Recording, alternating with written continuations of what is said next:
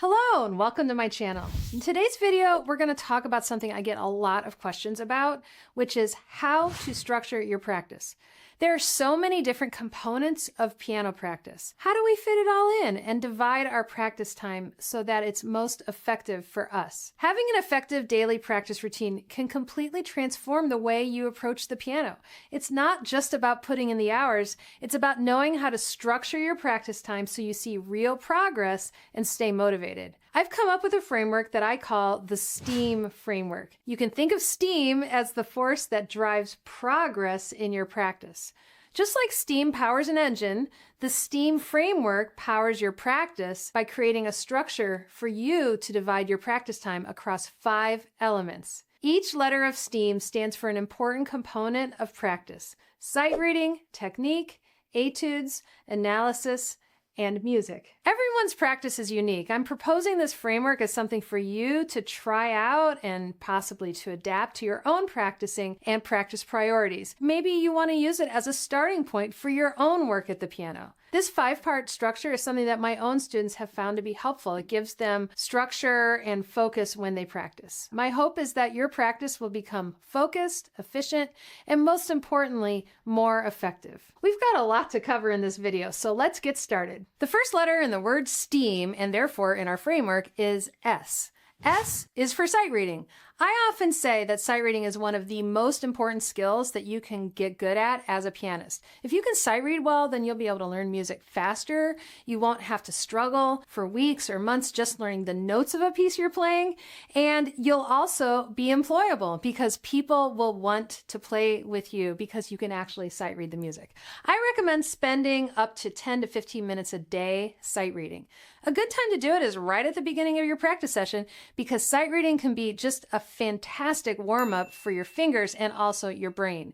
Like many skills, sight reading improves with practice, so after even just 6 to 8 weeks of sight reading every day, you should start to notice how much easier it becomes to read music and learn new repertoire. Choose sight reading pieces that are at least 2 to 3 levels below the repertoire that you're currently studying. It should be material that you can play reasonably well after spending a short amount of time looking at it.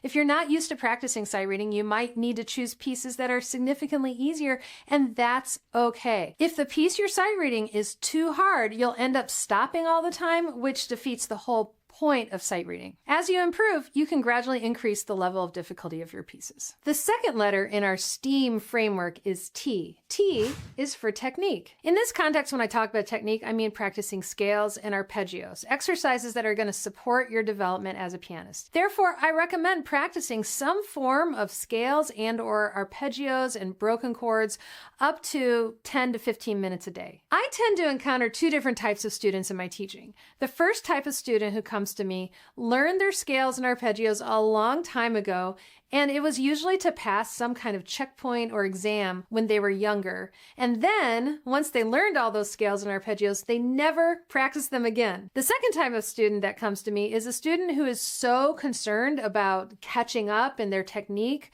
or just focusing on getting technical control and precision that they practice technical exercises like scales and arpeggios for the bulk of their time at the piano. In some cases, they even practice them for hours a day without having any repertoire pieces that they're also working on. To both of these types of students, I would suggest simply focusing on practicing scales and arpeggios for 10 to 15 minutes a day. Learning scales and arpeggios is not an end in itself. Ultimately, you're practicing these skills in order to better be able to play your repertoire. You don't have to play all of the scales every day. You don't have to do all of those exercises for hours and hours.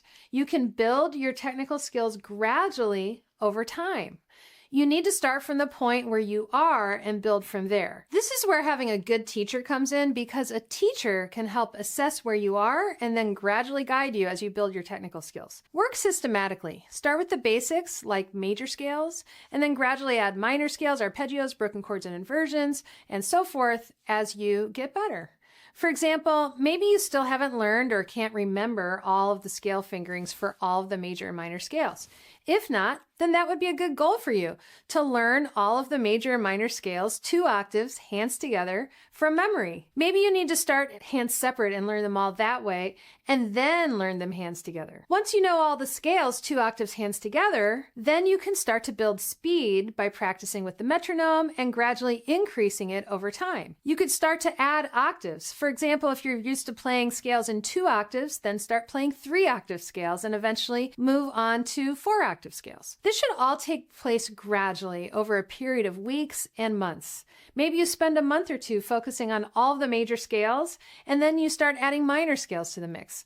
So there's no set formula or curriculum that you must follow here. Simply pick something to work on that you want to get better at in the area of scales and arpeggios. And when you're ready, after a period of weeks or months, layer onto those skills incrementally. The trick is, keep your technique practice brief and consistent so you can see steady progress without letting technique take over all of your practice time.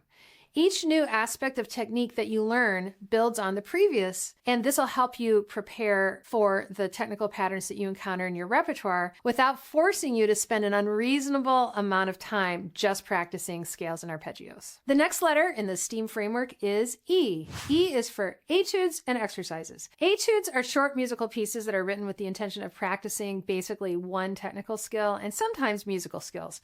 Finger exercises are shorter, they're not concert pieces, and they isolate one technical skill to practice, usually through a repeating pattern. A very famous example of a finger exercise is Hanon. We all know Hanon.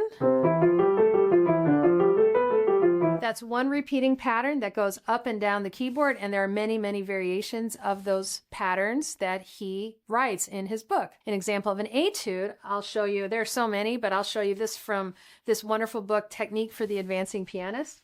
It's a little etude. It's a study in A minor, and you can tell if it's an etude by how it sounds a little bit like a musical piece.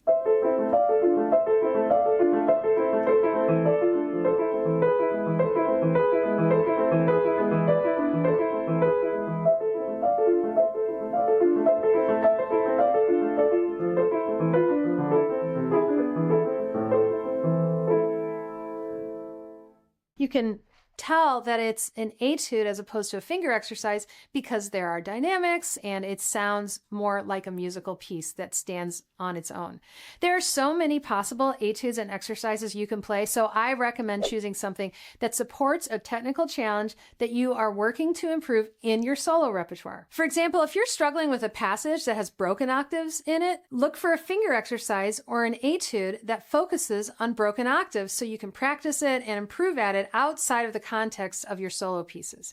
You can also take the most technically difficult passages from the pieces you're working on and use those as etudes and finger exercises that you practice separately from your time on the repertoire. I recommend spending just 5 to 20 minutes on etudes and exercises as part of your daily practice because it's important to keep these exercises in proportion to the overall practice time that you're spending every day. Use exercises to supplement your practice, not as an end in themselves. So you might be thinking, well, okay, where can I find etudes and exercises to practice? There are so many books of etudes and finger exercises at many different levels by many composers, including Hanon, Bergmuller, Czerny, Moszkowski, Josephi, Kramer, Dohnányi, Clementi, Hummel, and on and on and on. You don't need to go out and buy books by all of these different composers because a lot of them repeat the same basic concepts. For example, Czerny will have finger exercises for broken thirds at all different levels. And Clementi will also have finger exercises that practice broken thirds in a lot of different levels. So you don't need to practice all of the finger exercises that help support one technical skill because the important thing is actually learning the broken thirds in whatever context you are learning it. Of course, there are many beautiful concert etudes by composers like Chopin, Liszt, and Debussy and others that you can learn as repertoire pieces as well. To get the most out of finger exercises, choose 1 or 2 at a time and make sure they're directly tied to something you're practicing in your repertoire. This will help you stay focused and it'll help you feel like the technique that you're practicing is helping support your musical development. In a second, I'm going to talk about the A in my STEAM framework, but first I want to tell you about something you might really like, my weekly weekly newsletter, Notes from the Piano Prof, is filled with practice tips, helpful resources, behind-the-scenes insights, and plenty of extras that don't make it into these YouTube videos. It's totally free, and you can unsubscribe anytime if you change your mind. You'll find the link to sign up in the description below this video, or you can just use this QR code. Now let's talk about the next letter in the STEAM framework. A is for analysis. Cultivate the habit of spending some time every day during your practice analyzing your music. Analyzing your music helps you understand how it's put together. Taking even 5 minutes to understand how a piece is constructed can help you approach your practice much more efficiently. For example, recognizing repeated sections and the larger structure of your piece means that you can practice similar sections back to back, even when they happen at different parts of the piece. Recognizing where phrases begin and end will enable you to think in musical units, learning one phrase at a time, rather than focusing on learning one note at a time. Classical music relies on patterns, and one of your jobs as an interpreter is to identify patterns in the music. Look at the structure. Learn about forms such as sonata form, ternary form, ABA form. Look for the main melodies and see where they first occur in a piece and then where they come back, and how they are varied from one appearance to another. Mark those things in your music. Look for patterns like scales and arpeggios, broken chords, within the piece that you're working on. Identify the important key areas that different parts of the piece are in. Apart from your experience working with a teacher in your piano lesson and incorporating music theory there are many music theory resources available that you can do separate from lessons through books, YouTube, online courses, courses at your local college or school. An increasing number of piano books incorporate music theory into their lessons. Knowing music theory is like having a secret decoder ring that you can use to understand the music that you're playing. There are parallels between music theory and mathematics, and just like math, you don't need to become an expert music theorist to benefit from knowing some music theory.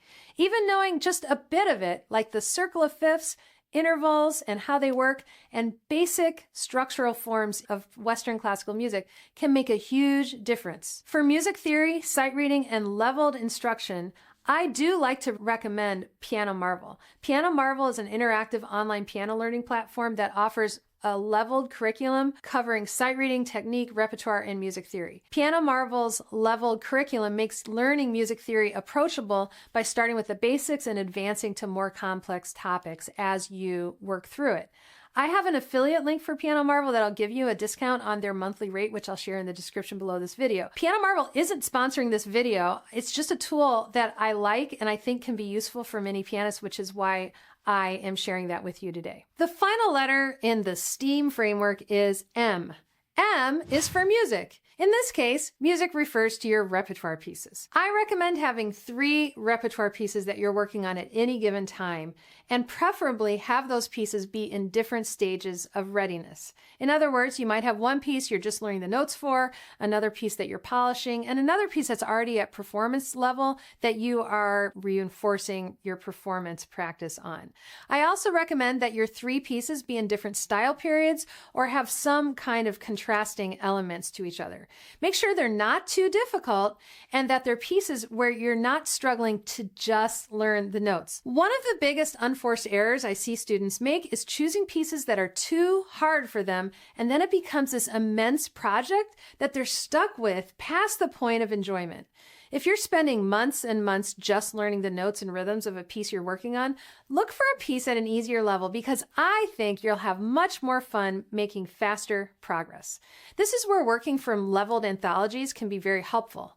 A few series I recommend are the James McGraw Masterworks Classic series, the RCM Celebration series, and some of Keith Snell's series, as well as Piano Marvel's online curriculum, which I mentioned earlier in this video. If you focus on pieces that are easier for you to learn and play at a refined level, then you'll gain skills from that and be able to apply them to the next piece you learn. Over time, you'll be able to advance more confidently to harder and harder repertoire because you'll be building on a stronger foundation. In terms of how long to practice the repertoire every day, that just depends on the full amount of time that you spend at the piano. Are you practicing a total of 1 hour, or are you practicing a total of 4 or 5 hours? Because each of those components is going to stretch or or contract in order to fill the amount of time that you have available. If you're ready to take what you've learned here and apply it to a brand new piece, check out my video on how to learn a new piece from scratch. In that video, right up there, I break down the step-by-step process for tackling a new piece efficiently and musically. So go ahead and click right up there in the corner to continue. If you found this video helpful, please like it, subscribe to my channel, and share it with someone who might also find it helpful. Let me know in the comments how this framework works for you. I'll see you in the next video. Happy practicing!